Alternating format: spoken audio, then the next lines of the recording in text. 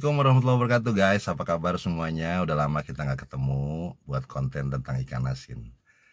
Hari ini gue akan bicarakan tentang pertanyaan dari salah satu teman-teman kita di channel gue tentunya guys, yang berhubungan dengan video ikan asin.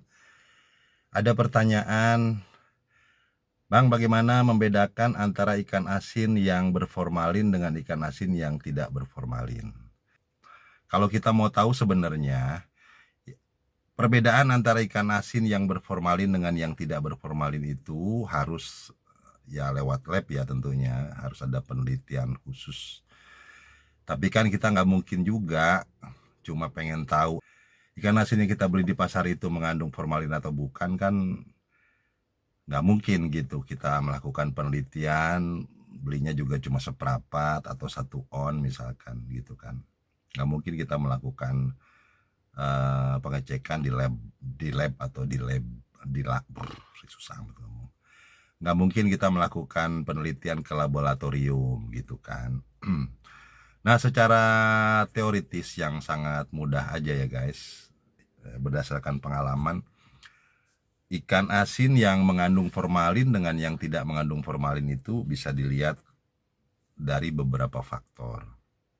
Ya, diantaranya adalah dari baunya ya guys. Ikan asin yang mengandung formalin biasanya dia memiliki bau yang agak kuat kekimia-kimiaan, nggak seperti ikan asin yang biasa. Jadi wajib banget kalau lu beli ikan asin harus dicium baunya ya guys. Dicabak ikan asinnya, dicomot, dicogroh atau diapapun juga, itu diambil pakai tangan lalu dicium aromanya. Kalau aromanya segar ikan asin, itu tandanya ikan asinnya tidak mengandung formalin. Tapi kalau ikan asinnya berbau bahan kimia yang kuat, tidak seperti ikan asin biasa, mungkin saja itu mengandung formalin. Itu yang pertama.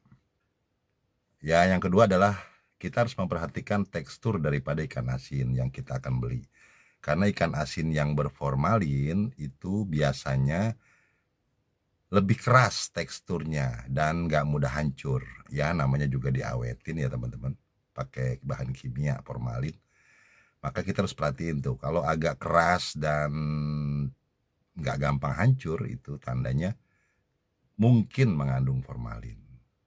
Ya, dan ikannya juga tidak akan berubah bentuk ketika kita berusaha untuk meremas ikan asin itu.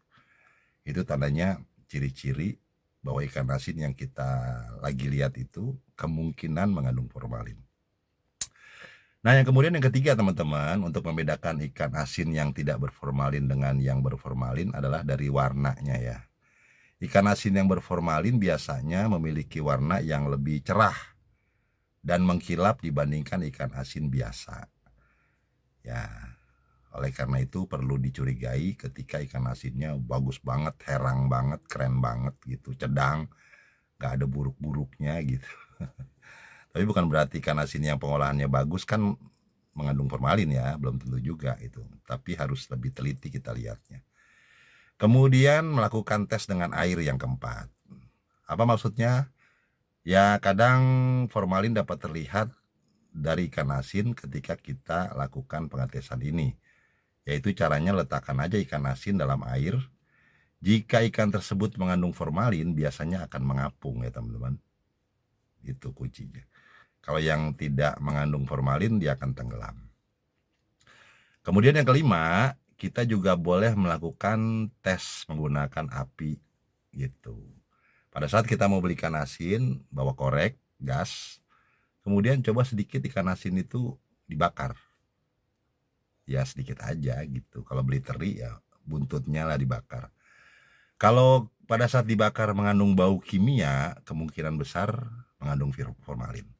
Tapi kalau tidak, berarti aman.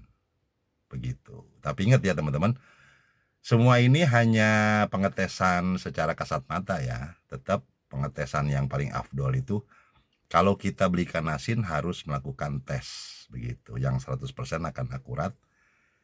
Ya melalui laboratorium, susah banget ngomongnya, itu pasti akan terjamin deh gitu. Nah, tipsnya mungkin agar kita jangan salah ketika kita membeli ikan asin, ya yang dikhawatirkan mengandung formalin, maka teman-teman harus betul-betul beli ikan asin dari tempat yang terpercaya.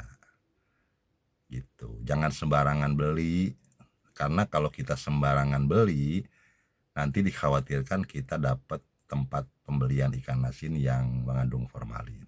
Pokoknya hati-hati dalam pembelian ikan asin. Begitu ya teman-teman. Tapi sekarang sih seperti materi-materi pembahasan di topik video saya yang dulu-dulu, yang lama-lama, ikan asin sekarang banyak diawasi dengan ketat oleh pemerintah. Sehingga para pengasin sudah memahami banget betapa pentingnya kesehatan. Sehingga sekarang sepertinya udah lebih banyak para pengasin yang tidak mencampurkan atau cara produksinya ikan asin mereka menggunakan formalin. Maka ya kita harus sedikit waspada, tapi jangan juga lebay ya teman-teman. Karena terlalu lebay juga jadi repot. Kita jadi susah, nanti nggak akan bisa makan ikan asin. Begitu aja teman-teman, terima kasih semuanya, semoga pertanyaannya terjawab.